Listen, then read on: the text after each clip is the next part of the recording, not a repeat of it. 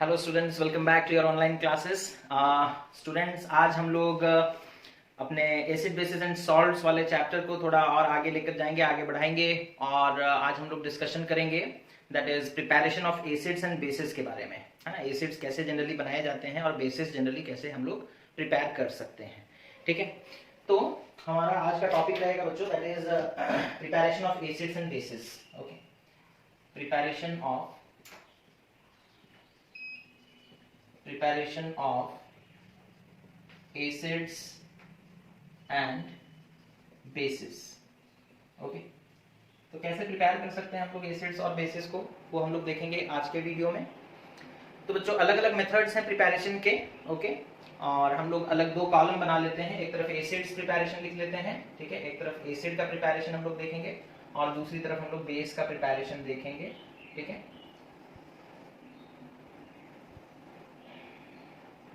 Okay, सबसे पहला जो मेथड होगा बच्चों दैट इज बाय सिंथेसिस और दैट इज कॉम्बिनेशन रिएक्शन, जिसे हम लोग कहते हैं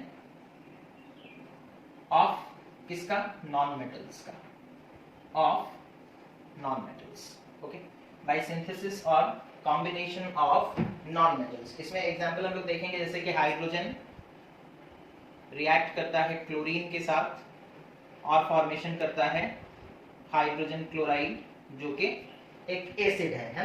तो दो नॉन मेटल्स को हम लोग कंबाइन किए, यानी कि कॉम्बिनेशन रिएक्शन हुआ। ये एक नॉन मेटल है, ये दूसरा नॉन मेटल है, दोनों मिलकर के हाइड्रोजन क्लोराइड बन गए, that is hydrochloric acid produce होगा। उसी तरीके से हाइड्रोजन और आयोडीन का रिएक्शन अगर हम लोग करवाते हैं तो हम लोगों को हाइड्रोजन आयोडाइड और दैट इज 2HI, है ना, 2HI, ठीक है। तो इस तरीके से हम लोगों को हाइड्रोआयोडिक एसिड मिल जाएगा। ओके, इसी तरीके से फ्लोरीन का रिएक्शन भी आप लोग लिख सकते हो, that is H2 + F2 gives rise to 2HF, that is hydrofluoric acid. Okay, तो ये मेथड है बाय सिंथेसिस और कॉम्बिनेशन ऑफ नॉन मेटल्स। हम लोग इस तरीके से बना सकते हैं, एसिड प्रिपेयर कर सकते हैं, है ना। उसके बाद जो दूसरा मेथड है बच्चों that is acid from acidic oxides, है ना। दूसरा जो मेथड है from acidic oxides, from acidic oxides, ठीक है। तो एसिडिक ऑक्साइड्स कौन होते हैं वो आपको पता होना चाहिए, जैसे कि sulphur trioxide, sulphur dioxide, nitrogen dioxide, है ना। ये इन सबको हम लोग एसिडिक ऑक्साइड्स कहते हैं ना। ये लोग जब रिएक्ट करते हैं बच्चों वाटर के साथ, तो ये लोग क्या फॉर्मेशन करते हैं ना, एसिड फॉर्मेशन करते हैं, है ना।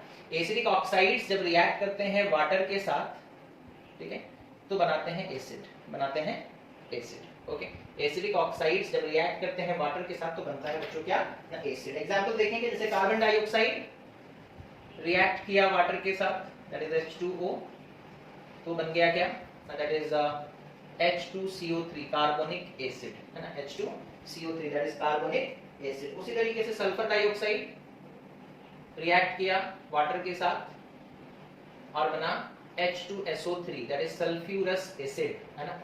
सल्फर ट्राइऑक्साइड अगर रिएक्ट करेगा वाटर के साथ, दैट इज H2O के साथ, तो ये बनाएगा H2SO4, that is sulphuric acid, है ना।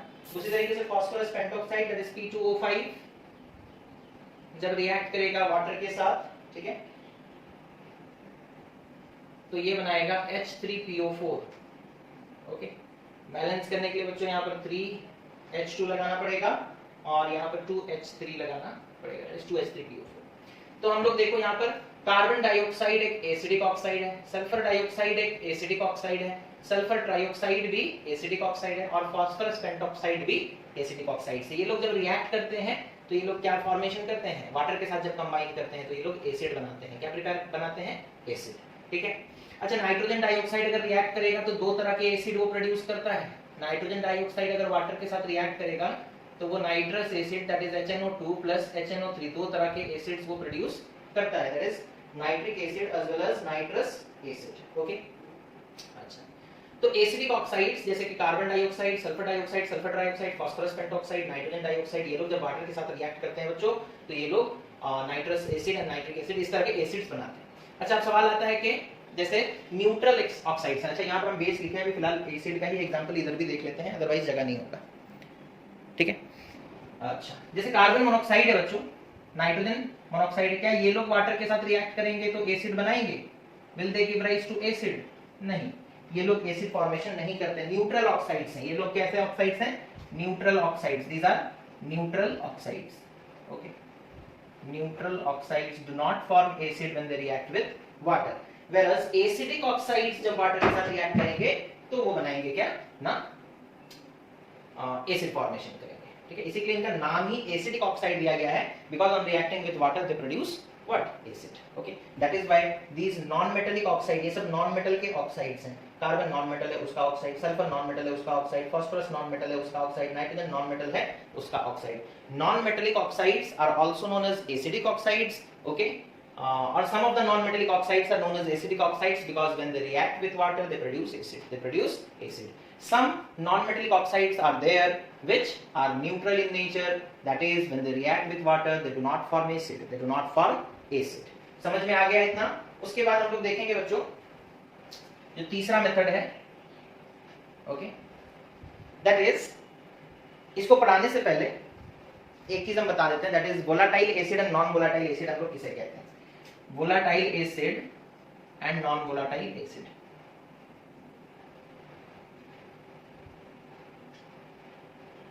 ओके, वोलाटाइल का मतलब होता है जनरली वो acids, volatile and non volatile acids के बारे में हम लोग डिस्कशन कर रहे हैं बच्चों। वोलाटाइल कौन से एसिड को कहते हैं ना? Those acids which gets easily vaporized, okay, which gets easily vaporized, or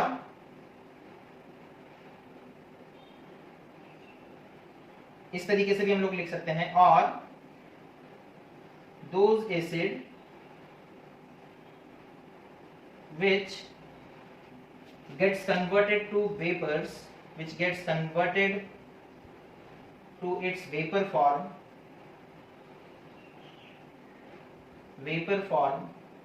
on heating around 100 degree Celsius. Okay, 100 degree के आसपास भी अगर हीट करते हैं और वो बहुत ही आसानी से वेपर बन जाता है तो ऐसे एसिड्स को हम लोग वोलाटाइल कहते हैं। एग्जाम्पल में आपका हाइड्रोक्लोरिक एसिड आ जाएगा, HCl, HNO3, ओके, ये सब वोलाटाइल एसिड्स हैं, है ना। नॉन वोलाटाइल एसिड अब उसका जस्ट ऑपोजिट है ना, दोज एसिड्स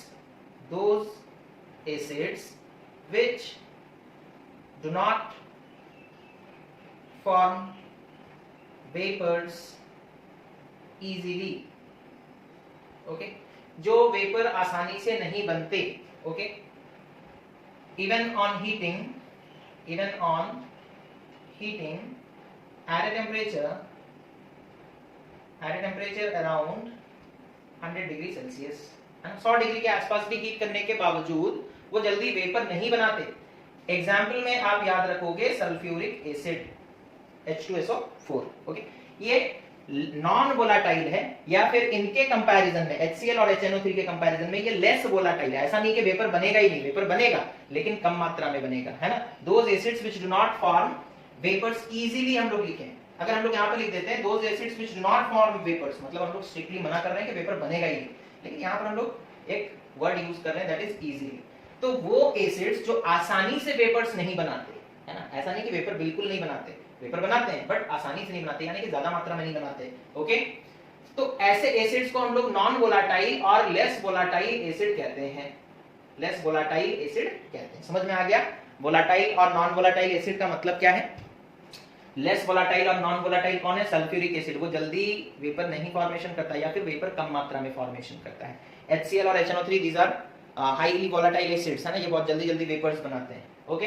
तो वोलाटाइल और नॉन वोलाटाइल का मतलब समझ में आ गया, इसे मिटा रहे हैं हम, ओके। अब यहां देखो जो थर्ड प्रोसेस है हमारा एसिड प्रिपेयर करने का, वो क्या है? ओके ना, लेस वोलाटाइल एसिड और non volatile acid, okay, on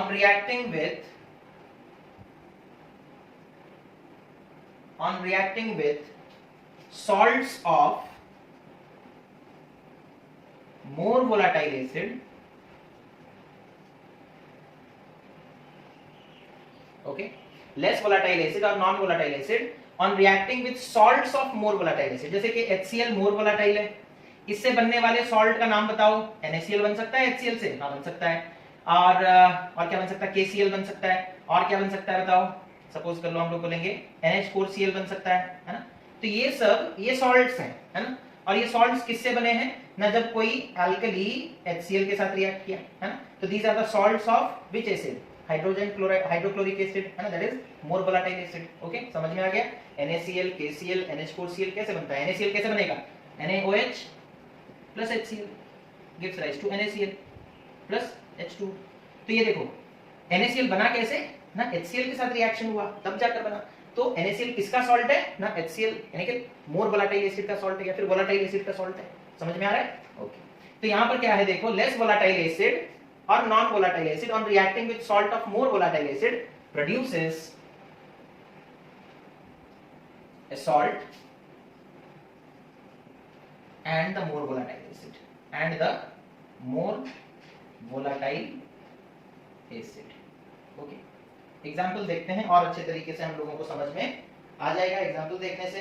okay, जैसे सपोज कर लो हम लोग लिए सपोज हम लोग कौन सा लेंगे एग्जाम्पल, कौन सा? KNO3 का लेते हैं या फिर NaCl का भी ले सकते हो। KNO3 जब इसे रिएक्ट कराया गया, KNO3 is a salt of, it is a salt of more volatile acid, है ना। किससे बना होगा ये सॉल्ट? नाइट्रिक एसिड के साथ रिएक्शन किया होगा पोटेशियम हाइड्रोक्साइड, तब पोटेशियम नाइट्रेट बना होगा। So it is a salt of more volatile acid because इसमें नाइट्रिक एसिड का एक हिस्सा, एक पार्ट प्रेजेंट है। जब ये सॉल्ट रिएक्ट करेगा एक नॉन वोलेटाइल एसिड जैसे कि H2SO4 के साथ, ठीक है, जैसे कि H2SO4 के साथ, और अगर सपोज टेंपरेचर हम बोलते हैं लेस देन 200 डिग्री सेल्सियस है, ठीक है, तो प्रोडक्ट में क्या आएगा? KHSO4 प्लस HNO3, ये है बच्चों मोर वोलेटाइल एसिड, है ना। तो प्रोड्यूस ए सॉल्ट, या एक सॉल्ट बना, and the more volatile acid, और वो मोर वोलेटाइल एसिड बन गया, है ना, जिससे पोटेशियम नाइट्रेट बना था, है ना, जिससे पोटेशियम नाइट्रेट बना था। इसी तरीके से NaCl का आप रिएक्शन देख सकते हो। NaCl जब रिएक्ट करेगा H2SO4 के साथ और मान लो temperature condition less than 200 degree Celsius है ना, तो प्रोडक्ट क्या आएगा? NaHSO4 प्लस HCl, ठीक है। तो देखो हमें HCl प्रिपेयर करना था, है ना, यहाँ पर हमें नाइट्रिक एसिड प्रिपेयर करना था। हम लोग एसिड का प्रिपरेशन पढ़ रहे हैं, है ना, एसिड कैसे प्रिपेयर करते हैं। तो अगर हमें नाइट्रिक एसिड प्रिपेयर करना है बच्चों, तो हम नाइट्रिक एसिड का एक सॉल्ट लेंगे, उसे H2SO4 के साथ रिएक्ट करवाएंगे, हम लोगों को एक सॉल्ट मिलेगा प्लस नाइट्रिक एसिड मिल जाएगा। हमें HCl प्रिपेयर करना है, तो HCl से बनने वाला कोई सॉल्ट जैसे कि NaCl ले लिए, उसको रिएक्ट करा दिए H2SO4 के साथ, और हम लोगों को NaHSO4 प्लस HCl मिल गया, तो हमें HCl एसिड मिला, HNO3 एसिड मिला। ओके, यहाँ पर हम एक एसिड को यूज करके एक नया एसिड प्रिपेयर कर रहे हैं, है ना। H2SO4 खुद एक एसिड है, इसे यूज करके हम HCl प्रिपेयर कर सकते हैं, H2SO4 को यूज करके हम HNO3 प्रिपेयर कर सकते हैं। तो इस तरीके से हम लोग प्रिपरेशन कर सकते हैं, ठीक है, समझ में आया? This is the salt of more volatile acid, this is non volatile acid, और ये एक सॉल्ट प्लस मोर वोलेटाइल एसिड। तो ये तुम्हारा पैटर्न है, ये पैटर्न एसिड के केस में देखा जाता है, ठीक है। उसके बाद हम लोग एग्जांपल देखेंगे last, that is preparation of acid में। एसिड को हम लोग प्रिपेयर कर सकते हैं by the oxidation of non metals, by the oxidation of non metals. Okay, तो फोर्थ प्रोसेस एसिड प्रिपेयर करने का by oxidation of non metals. Non metals को ऑक्सीडाइज करके भी हम लोग प्रिपेयर कर सकते हैं, क्या ना, एसिड प्रिपेयर कर सकते हैं। एग्जांपल देखते हैं, जैसे सपोज कर लो हम लोग सल्फर लिए, ठीक है, सपोज कर लो हम लोग सल्फर लिए और उसे नाइट्रिक एसिड याद रखोगे, इसका नाम नाइट्रिक एसिड है, लेकिन मोस्ट ऑफ द केसेस में ये स्ट्रॉन्ग ऑक्सीडाइजिंग एजेंट का काम करता है। किसका काम करता है बच्चों? स्ट्रॉन्ग ऑक्सीडाइजिंग एजेंट का काम करता है। Okay, nitric acid is a very strong oxidising agent, इस चीज को याद रखोगे। ओके, और जब रिएक्शन होगा तो हम लोग देखेंगे हम लोगों को प्रोडक्ट में क्या मिलेगा ना, H2SO4 मिलेगा प्लस H2O मिलेगा प्लस नाइट्रोजन डाइऑक्साइड मिलेगा, है ना। अब इक्वेशन को आप चाहो तो बैलेंस कर सकते हो, है ना, दैट इज 6HNO3 यहां पर लिख देंगे, यहां पर 2H2O हो जाएगा और यहां पर 6NO2 हो जाएगा और इक्वेशन बैलेंस हो जाएगा। तो यहां पर ये नॉन मेटल है, sulphur is a non metal. Okay, ये एक मतलब ऑक्सीडाइजिंग एजेंट के साथ रिएक्ट किया, इसका नाम नाइट्रिक एसिड है, लेकिन यहाँ पर वो एसिड की तरह बिहेव नहीं कर रहा है बच्चों। यहाँ पर नाइट्रिक एसिड ऑक्सीडाइजिंग एजेंट की तरह बिहेव कर रहा है, सल्फर को ऑक्सीडाइज कर रहा है और प्रोड्यूस कर रहा है सल्फ्यूरिक एसिड, प्रोड्यूस कर रहा है sulphuric acid. Okay, along with that sulphuric acid water और नाइट्रोजन डाइऑक्साइड भी प्रोड्यूस हो रहे हैं, है ना, नाइट्रोजन डाइऑक्साइड भी उसके साथ ही साथ प्रोड्यूस हो रहे हैं।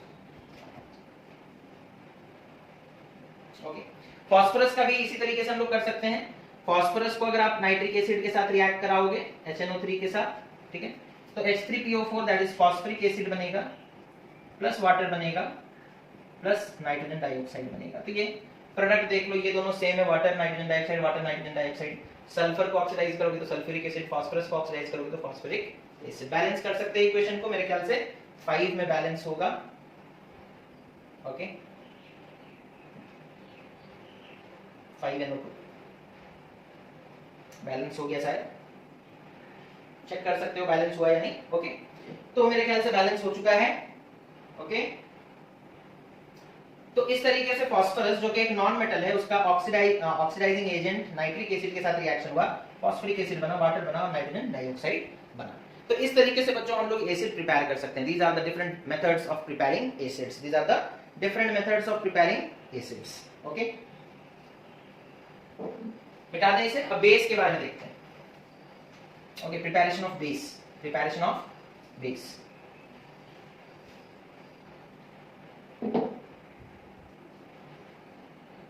प्रिपरेशन ऑफ एसिड खत्म हो गया, बेस प्रिपरेशन देखेंगे, है ना, बेस प्रिपरेशन। बेस प्रिपरेशन देखो, बेस कैसे प्रिपेयर किया जाएगा। पहला that is from metals. Metal से हम लोग कैसे प्रिपेयर कर सकते हैं बेस, है ना। रिएक्शन करवाएंगे ऑक्सीजन के साथ मेटल का, जैसे कि सोडियम, मैग्नीशियम, इन सब का रिएक्शन करवा सकते हैं, कैल्शियम का रिएक्शन करवा सकते हैं। सोडियम का रिएक्शन हुआ ऑक्सीजन के साथ, हमें मिला Na2O, है ना, हमें क्या मिला, Na2O। ओके, इस इक्वेशन को बैलेंस करोगे, 4 में बैलेंस होगा, दैट इज 4Na और यहाँ पर 2Na2O। ओके, तो ये एक मेटल ऑक्साइड है बच्चों, that is sodium oxide and metal oxides are bases, है ना। ये क्या है, मेटल ऑक्साइड, तो मेटल ऑक्साइड को बेस कहते हैं हम लोग। उसी तरीके से अगर मैग्नीशियम को रिएक्ट कराओगे, that is Mg plus O2 gives rise to MgO, balance करोगे that is 2Mg plus O2 gives rise to 2MgO। तो यहाँ पर भी ये मेटल ऑक्साइड है और मेटल ऑक्साइड बेसिस होते हैं। मेटल ऑक्साइड्स क्या होते हैं, बेसिस होते हैं। दूसरा हम लोग बेस कैसे प्रिपेयर कर सकते हैं, दूसरा मेथड हमारा क्या होगा बच्चों, that is basis from basic oxides. Okay, from basic oxides, from basic oxides. देखो, बेसिक ऑक्साइड्स को वाटर के साथ रिएक्ट कराएंगे तो हम लोगों को क्या मिलेगा, हाइड्रोक्साइड्स मिलेगा, मेटल हाइड्रोक्साइड्स। और मेटल हाइड्रोक्साइड्स भी बेसिस होते हैं, हमें क्या मिलेगा, मेटल हाइड्रोक्साइड्स। और आपको पता होगा मेटल ऑक्साइड भी बेस कहलाता है, मेटल हाइड्रोक्साइड भी बेस ही कहलाता है बच्चों। जैसे हम लोग पोटेशियम और सोडियम के ऑक्साइड को K2O या फिर Na2O, इनको रिएक्ट करवाते हैं वाटर के साथ, दैट इज H2O, तो हम लोगों को मिलता है बच्चों KOH, दैट इज 2KOH होगा, और यहाँ पर हम लोगों को मिलेगा 2NaOH। तो इस तरीके से हम लोगों को मेटल हाइड्रोक्साइड मिल सकते हैं जो कि बेसिस हैं। ओके, ठीक है। एक्टिव मेटल्स जैसे कि बहुत ज्यादा रिएक्टिव मेटल, पोटेशियम को भी डायरेक्टली अगर वाटर के साथ रिएक्ट करा दोगे तो पोटेशियम हाइड्रोक्साइड बन जाएगा। ओके, उसी तरीके से अगर सोडियम को डायरेक्टली वाटर के साथ रिएक्ट करा दोगे, हाईली रिएक्टिव मेटल है, तो वो भी पोटेशियम हाइड्रोक्साइड फॉर्मेशन कर लेगा। ओके,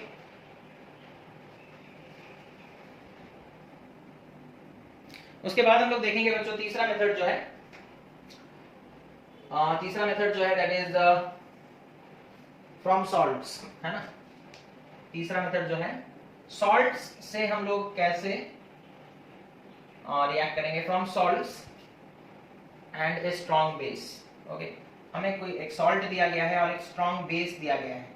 जैसे हम लोग एसिड को यूज करके एक नया दूसरा एसिड प्रिपेयर कर सकते हैं, उसी तरीके से हम लोग एक बेस को यूज करके दूसरा बेस भी प्रिपेयर कर सकते हैं। जैसे एल्युमिनियम क्लोराइड और सोडियम हाइड्रोक्साइड का रिएक्शन होगा, that is AlCl3 plus NaOH, तो हम लोगों को प्रोडक्ट में मिलेगा बच्चों that is NaCl plus AlOH whole 3। ठीक है, इस इक्वेशन को बैलेंस करने के लिए यहाँ पर 3NaOH, यहाँ हो जाएगा 3NaCl और बाकी सब बैलेंस है। है ना। तो इस तरीके से ये एक सॉल्ट था, ये एक स्ट्रॉन्ग बेस है। सॉल्ट और स्ट्रॉन्ग बेस को रिएक्ट कराएं तो हम लोगों को एक नया सॉल्ट मिला और एक प्रेसिपिटेट के आकार में बेस मिल गया, है ना। बेस एल्युमिनियम हाइड्रोक्साइड भी एक बेस है और कैसे मिला है, प्रेसिपिटेट के आकार में मिला है ना। कैसे मिला है, प्रेसिपिटेट के आकार में मिला है। उसी तरीके से बच्चों अगर हम लोग ferrous sulphate that is FeSO4 उसे रिएक्ट कराते हैं किसके साथ, NaOH के साथ, तो हम लोगों को क्या मिलेगा, that is sodium sulphate Na और सल्फेट ये दोनों कंबाइन कर जाएंगे, that is Na2SO4 plus FeOH whole 2, FeOH whole 2 ये भी प्रेसिपिटेट के आकार में मिलेगा। Ferrous this is ferrous hydroxide और फेरस हाइड्रोक्साइड भी एक बेस है, मेटल हाइड्रोक्साइड है। बैलेंस कर लोगे 2 में इक्वेशन बैलेंस्ड हो जाएगा। ओके, तो इस तरीके से सॉल्ट और एक स्ट्रॉन्ग बेस यूज करके भी हम लोग एक नया बेस प्रिपेयर कर सकते हैं। सोडियम हाइड्रोक्साइड खुद एक बेस है, स्ट्रॉन्ग बेस है, उसे यूज करके हम एक नया बेस फेरस हाइड्रोक्साइड प्रिपेयर किए। सोडियम हाइड्रोक्साइड खुद एक बेस है, उसे यूज करके सॉल्ट के साथ रिएक्ट कराएं और हम लोग एल्यूमिनियम हाइड्रोक्साइड एक नया बेस प्रिपेयर किए, है ना। तो इस तरीके से हम लोग बेसिस प्रिपेयर कर सकते हैं। और एक तरीका हो सकता है that is by decomposition of salts, by decomposition of salts. Salts लेंगे बच्चों, उन्हें हीट करेंगे, डिकम्पोज करेंगे और उनसे हम लोग प्रिपेयर करेंगे क्या ना, बेस प्रिपेयर करेंगे। जैसे कि हम लोग लेड नाइट्रेट लेते हैं PbNO3 होल 2, इसे हीट करते हैं तो हमें लेड मोनोऑक्साइड मिलेगा, नाइट्रोजन डाइऑक्साइड मिलेगा, lead monoxide nitrogen dioxide plus oxygen. ये रिएक्शन आप लोग बहुत पहले से भी देखते आ रहे हैं। बैलेंस करने के लिए यहाँ पर 2Pb, यहाँ पर 2Pb और ये 4NO2 होता है ना। तो हम लोग एक सॉल्ट लिए, लेड नाइट्रेट एक सॉल्ट है, उसे हीट किए, उसे क्या किए, हीट किए और हम लोगों को लेड मोनोऑक्साइड मिला और ये एक बेस है। ये क्या है, ये एक बेस है, मेटल ऑक्साइड है ना। Metal oxides are bases, metal oxides are bases. तो इस तरीके से बच्चों हम लोग बेस प्रिपेयर कर सकते हैं। तो ये था आज का वीडियो बच्चों, जिसमें हम लोग डिस्कशन किए how can we prepare acids and how can we prepare bases. ठीक है, नेक्स्ट क्लास में हम लोग फिजिकल एंड केमिकल प्रॉपर्टीज के बारे में बात करेंगे। So thank you for watching, have a nice day.